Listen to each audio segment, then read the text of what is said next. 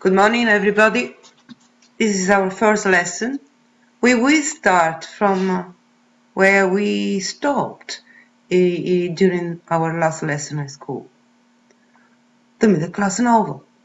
So I will comment with you and read the slides on this subject. As you remember, the middle class novel, together with the coffee houses and journalism, were the three factors which made the reading public of the 18th century larger and more interested into reading.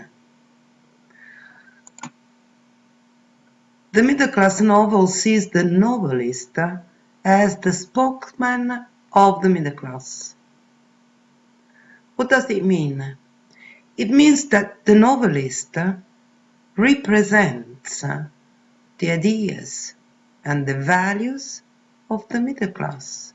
He is from the middle class, and he speaks to the middle class. So there is a perfect cohesion between novelist and readers. The novel was concerned with everything which could alter the social status. Now, we have to, in order to understand this, we have to take into account the ideas on the society of the 18th century. Society was very important. The individual could not see himself outside society. And the social status was also very important.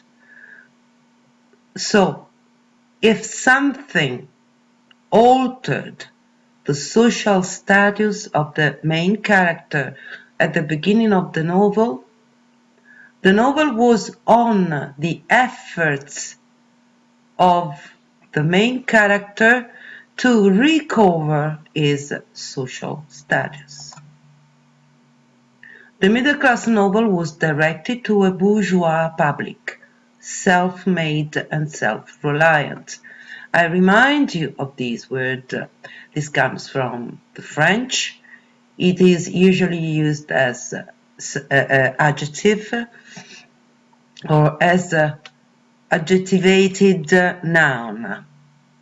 And it is the equivalent of middle class. So the middle class novel is directed to middle class public. What are the values of the middle classes? To be self-made and self-reliant. I remind you of the meaning of these two words. To be self-made means that you did not get anything from your parents, but you built your wealth on your own efforts. And self-reliant, what does self-reliant mean? It means that you believe in yourself. You don't rely on anybody else apart yourself. Not even God. God will take care of your soul, not of your fortune, right? Who are the fathers of the English novel? Mainly two. The first one is Daniel Defoe and Samuel Richardson. Daniel Defoe is the father of the realistic novel. We will see how the way Robinson Crusoe is built on realistic descriptions of the environment and on the efforts made by the main character to recover his original social status. And Samuel Richardson is important also, even if we will not see him, but he is also very important because he created the epistolary novel, that is a novel built through letters addressed from each character to other characters. What is the novelist's aim? That is, what does the novelist want to do when he sits down and writes? He wants to be understood widely. It seems a very simple aim, but it was. Because remember that writing novelist became a career just in this century. So the novelist want to be read by as many people as possible, and that's why he wrote in a simple way, so that he could reach even the lower levels of the middle classes, the ones who could not read very, very well. Another aim by the novelist is realism. Realism is very important. Remember that one of the values of the period is materialism. And realism is a very important feature of the middle classes, who had to face figures and facts all their lives. So ideals were not very important for the middle classes, but figures and facts. Now, here it says that the realism in the middle class novel is not only linked to the life presented, but to the way it was shown. So the style is very realistic. It is the way the life was presented, was shown, the realistic style.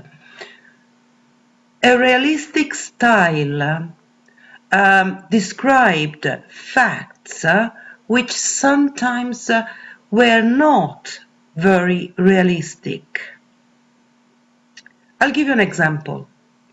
When we read the text from Robinson Crusoe, and we see the efforts made by Robinson on his first day on the desert island to reach the sunk ship and get from the ship all the materials, all the tools, food, and other tools he may use on the island, we will see that the efforts made by him are not realistic, but they are described in a very realistic way, so realistic that anybody who read Robinson Crusoe would think, if I were on a desert island, I could do the same thing he did. And the result of this kind of realism was to enhance the self-reliance of the readers. Speed and copiousness. This last aim is directly linked to the first one. The writer of the 18th century had to sell as many books as he could in order to make his living. So he needed to write a lot of books as quickly as possible. Speed and copiousness, his most important economic virtues, since it was the bookseller, the editor, and not the patron who rewarded him. What is the message of the 18th century novel? The sense of reward and punishment. In all the novels in this century and in the next century, the good is rewarded, the bad is punished. So, and this follows a rigid Puritan ethics. We will see what is good and what is evil in Robinson's life. And the novel was addressed to the practical-minded tradesman, the merchant, or the artisan, or the shopkeeper, who was practical-minded. I told you, not many ideals, but facts and figures. And this tradesman was self-made and self-reliant. Who is the character, the main character of the 18th century novel? Of course, the hero. The hero who is middle class, who is self-made, self-reliant, who can do things, impossible things, but described in such a realistic way as to make those things possible. So the hero is a bourgeois, self-made, self-reliant. He is the mouthpiece of the author, so there is a perfect correspondence between author, main character, readers. They are all middle class, they all believe in the same values, they are all self-made and self-reliant, they all speak to each other. And the reader is expected to sympathize with him. Of course, the reader is expected to get involved in the hero's story. All the characters have contemporary names and surnames because we are in the age of realism. And they struggle for survival or for social success. This is what matters in this century. Robinson Crusoe struggles for survival at first, but then he reaches social success.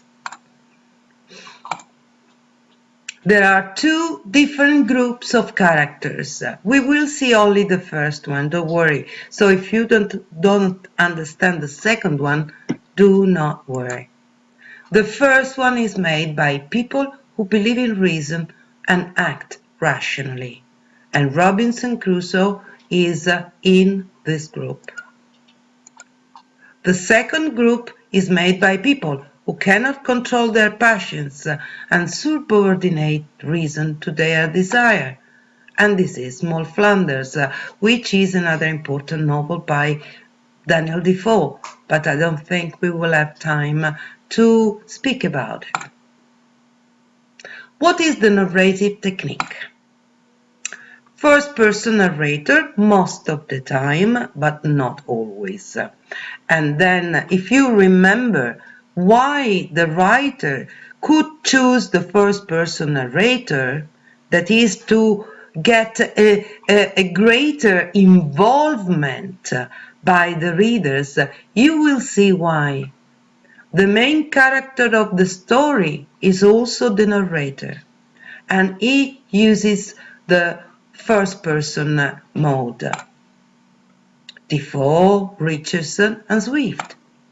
And then we have some other novels using the third-person narrator, omniscient because it is external from the story, so knows everything which is happening at the same time, and also obtrusive because he has to show what is good and what is bad.